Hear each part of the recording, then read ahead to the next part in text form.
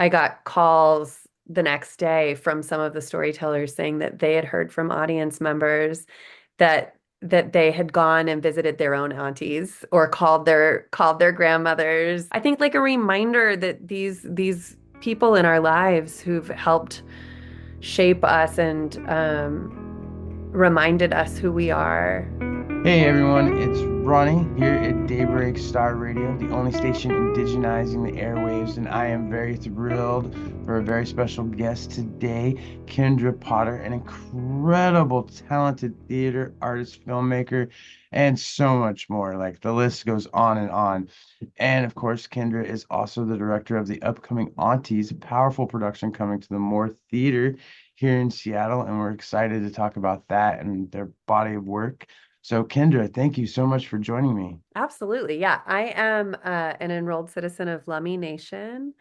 I am an adoptee, so I have been reconnecting in adulthood. I was raised in Portland, Oregon, and I'm so excited to head back over. I fly into Bellingham tomorrow. I live in Missoula, Montana right now in Salish land.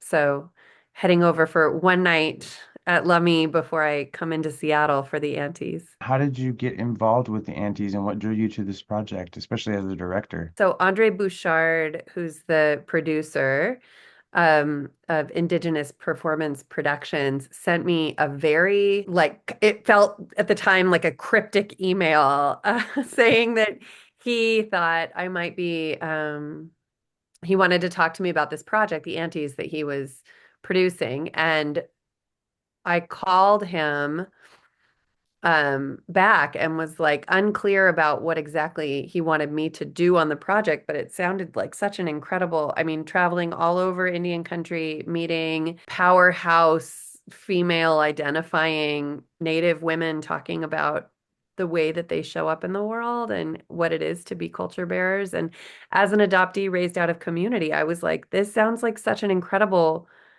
project. And then he asked if I would be interested in directing it. And I made there's another documentary out in the world that I made as a producer and a protagonist called Daughter of a Lost Bird about my own reconnection.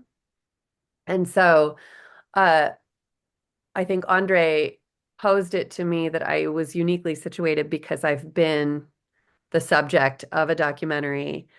And also am a theater director that so that it might be a really good fit. And I still can't believe like I pinch myself every time I go out on production that this is my job. And it's like a live storytelling event. So what we're doing in Seattle at the Moore is each of these three women will share stories and then we'll all come together and sit and listen. Then we also, as part of the film component of this project, we also spend a day with each of them and sit and do other interviews, and the three of them will share a meal together that we'll shoot. And then hopefully at some point this this project will launch into a series. What do you hope audiences are going to take away from the Aunties? My hope and priority is really just centering these storytellers and allowing for the microphone and the lights to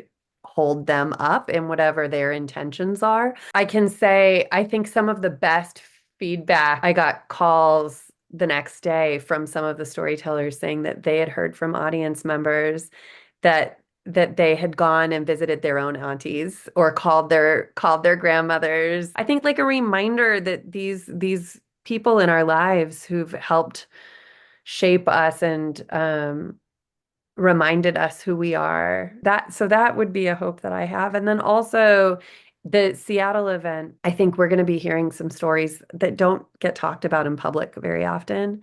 Um, and my hope is that that's also always every kind of work that I do is also hoping to empower people to realize that they have stories themselves too, that we all carry stories that are worth something, that are worth sharing, and that the lives that we're living are really to be lived together. And so coming together and listening to one another and actively listening to one another is a really important part of being a person. I'm wondering what was the creative process like working with the storytellers when it came to blending the traditional and the contemporary elements for this production? In this event, we have Tamris Lane, who is a relative of mine, actually, Lummi, and she was a professional soccer player. Some women have work that's very clear to them, like they've figured out the message that they have that they want to be sharing, and anytime they have a spotlight, anytime they have a microphone, they're gonna, use that opportunity to share the message that they're here for. I found that other people maybe have one message that they're continuously asked to share because of the kind of work that they do or the spaces that they're in. And this might be an opportunity for them to talk about something else that they're like not tired of talking about. Um, and so the process, storyteller to storyteller, can be very different. Some people are really accustomed to speaking in public, and so then it's not nearly so much about helping them prepare their stories, but just think about like what are they excited to talk about. And then other people maybe do a lot of really important work in community, but are not so used to being under theater lights in front of a large audience. And so then my job is more about helping them translate the critical work that they're doing in community into public sharing. How did you use or your experience influence your approach directing the aunties? I know what my skill set is, and my skills are in relationships and connection. My skill is not visual storytelling. So what I needed was a film with a camera crew who had their own vision or had a really strong vision. And then I was like, I'm going to work on just making connections in the space. What has been the most rewarding part of bringing the aunties to life? The most rewarding part is that I grew up not knowing I was Native. And now I'm like professionally getting schooled. My experience of them is that they are inside of their skin. Like they own who they are with humility, but also integrity. And I'm like getting emotional thinking about it. I mean, selfishly, it's like what an incredible opportunity that I've been given. Can you tell us about this upcoming commission play you have with the Montana Repertory Theater? Ah, yeah. And what can we look forward to? I'm somewhere hopefully close to the end of writing this play called Can't Drink Salt Water, um, that was commissioned by the Montana Repertory Theater, navigating themes around MMIP and white saviorism and human trafficking and disconnection from culture. But it's funny. So your work often explores themes of identity and culture and storytelling.